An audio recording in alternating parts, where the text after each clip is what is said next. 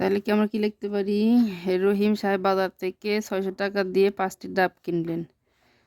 তাহলে 12টি ডাব কিনতে তার কত টাকা?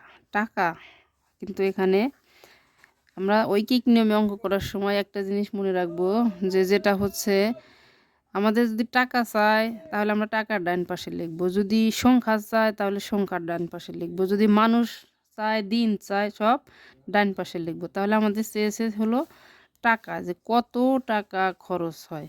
যেহেতু টাকা চেয়েছে সেহেতু টাকাটা আমরা ডান পাশে লিখবো। তাহলে লিখবো যে 5টি ডাবের দাম 600 টাকা।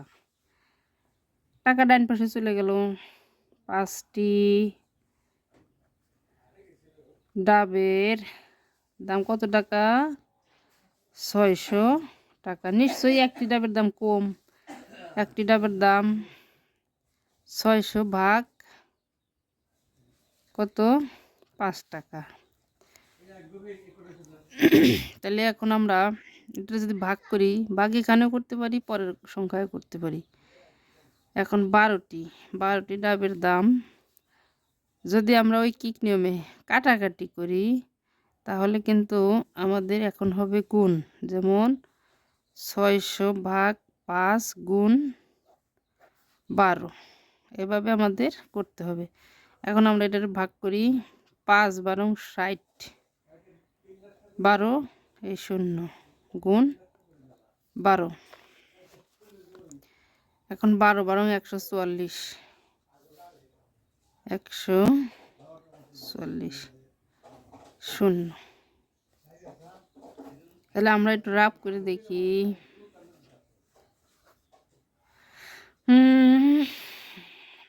2 দুগুণে 4, 2 হক্কে 2, 2 হক্কে 2, 2 হক্কে না, 2 দুগুণে 2 4 হক্কে 4, 4 2 হক্কে 2, 2 হক্কে 2, 1 হক্কে 1, 4, হ্যাঁ 144 এই 0, এত টাকা। আশা করি সবাই সহজে বুঝতে পেরেছেন। আমরা পরের অঙ্ক সমস্যাটি সমাধান করি। রাইসা 64 টাকা দিয়ে 8টি কলম কিনলো। 24 টাকা কলম কেনার জন্য 24টি কলম কেনার জন্য তার কত টাকা লাগবে? সেই একইভাবে করব, যেহেতু আমাদের এখানে কিছু ক্লু দিয়ে দিয়েছে এই রকমই। কিন্তু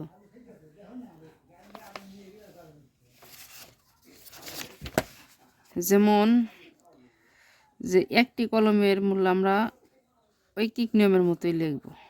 যে আচ্ছা, যদি এখানে আমরা লিখি যে 64 একটি কলমের মূল্য, তাহলে 64 ভাগ 8, 8 8 64, তাহলে 8 টাকা। 24টি কলমের দাম কত?